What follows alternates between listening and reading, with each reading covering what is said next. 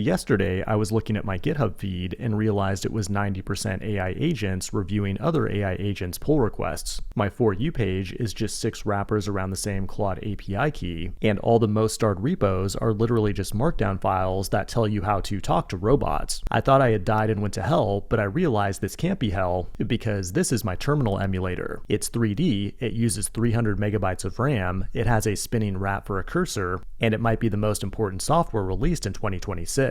Underneath the AI sewage layer and below the prompt bros and Notion template goblins, there are still real humans building insane, beautiful, and deeply unnecessary software. In today's video, we'll look at 10 projects you've never heard of, built by people who absolutely should not be allowed near a compiler, and I mean that as the highest possible compliment. It is May 26, 2026, and you're watching the Code Report. The first project I want to talk about is Ratty. It's a new terminal emulator built in Rust and inspired by Temple OS, and as you can see here, the cursor is a spinning 3D wrap. It was created by Oren Parmaxes, and unlike most terminal emulators, it doesn't just render text, but rather an entire GPU-accelerated 3D scene using the Bevy game engine. That means you can do incredibly useless things like hit Ctrl-Alt-Enter to physically tilt your terminal in a 3D space like you're flying through a PS2 game. And you can even bring in your own crappy 3D models from tools like Blender. The only catch is that it eats 300 megabytes of RAM, and RAM is not cheap these days. The creator fully acknowledges that this is insane by saying, quote, "Everything comes at a cost, especially the spinning rat cursor." But if 3D rats are not enough, your terminal's about to get even more awesomer thanks to a project called Terminal Phone. Imagine this, you're in the terminal, Vim open, 3 Tmux panes deep, and instead of unlocking your phone to take a call, you just make the call from Bash. The Terminal Phone is an open source push-to-talk voice and text app that runs entirely over Tor as a shell script. There are no servers, no accounts, no phone numbers. Instead, a .onion address is your identity, which means everything is ephemeral and end-to-end encrypted. The developer shipped this project in February with a custom protocol built from scratch. This is the project cypherpunks were promising us in 1995, and now finally, after 30 years, one psychopath finally delivered it. But this next project might even be more rebellious. Back in 1988, before the internet even existed, John Carpenter made an awesome movie where this dude puts on sunglasses, and suddenly every billboard, magazine, and advertisement on Earth is revealed to be what it truly is: alien mind control propaganda telling us to obey, consume, marry, and reproduce. Developer David Lawrence realized that this is also the most aesthetically correct way to implement an ad blocker. He actually had the idea all the way back in 2015, sat on it for a decade, and then finally shipped it recently as a fork of uBlock Origin Lite. Instead of just blocking ads, it turns the entire experience of surfing the World Wide Web into an 80s sci-fi horror movie. But our next project, CUDA Oxide, didn't come from some basement hacker. It was quietly dropped on GitHub by the 5 trillion market cap Nvidia last week.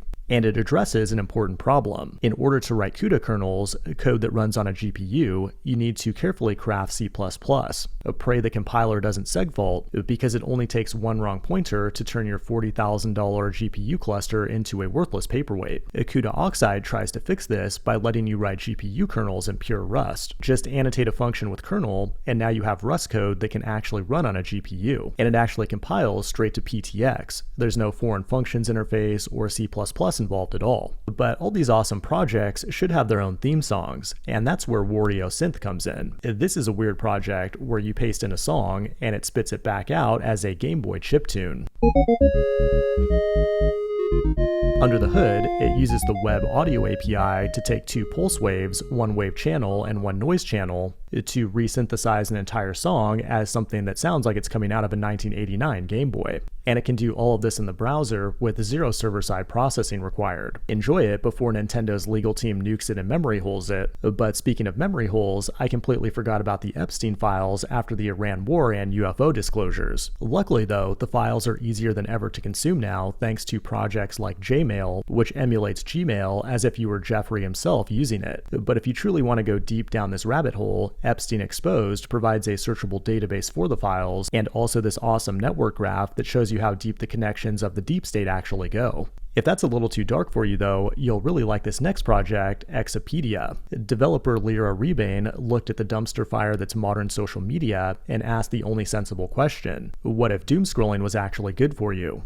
So she built Wikipedia as a TikTok feed. You open up the web app, pick a few categories, and it downloads 40 megabytes of simple Wikipedia in the background, and then you have an infinite feed you can scroll through endlessly. This project is also open source and runs its algorithm entirely in the browser. But what if we could run an entire computer in the browser? Well, that's where Pewter comes in. It's a project you can self-host, or if you go to pewter.com, you'll be taken to a desktop environment where you have a taskbar, draggable windows, a file manager, and a bunch of applications like a notepad, code editor, terminal, and so on. It's kind of like the dream of Chrome OS, except it's actually free, actually open, and actually fun. But now it's time to learn about Honker. This one's for the SQLite gang, and honestly, it might be the single most underrated project on this list. SQLite is an incredible database that can handle even the most ambitious of failed side projects. But if you end up needing a feature like a job queue, things start to get complicated. You might think you need to spin up Redis, install Celery, or run a message broker, but developer Russell Romney says no. Honker is a SQLite extension written in Rust that adds Postgres-style notify listen directly into your database file.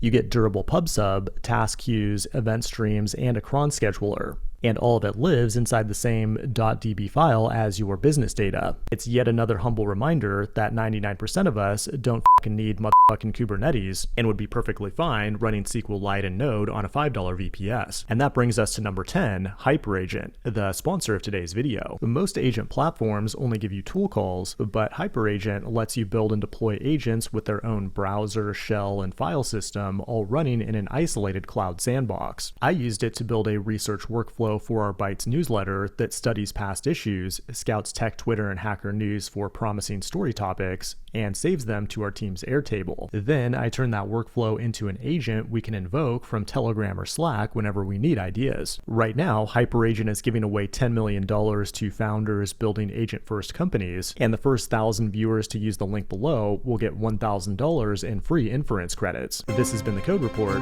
Thanks for watching, and I will see you in the next one.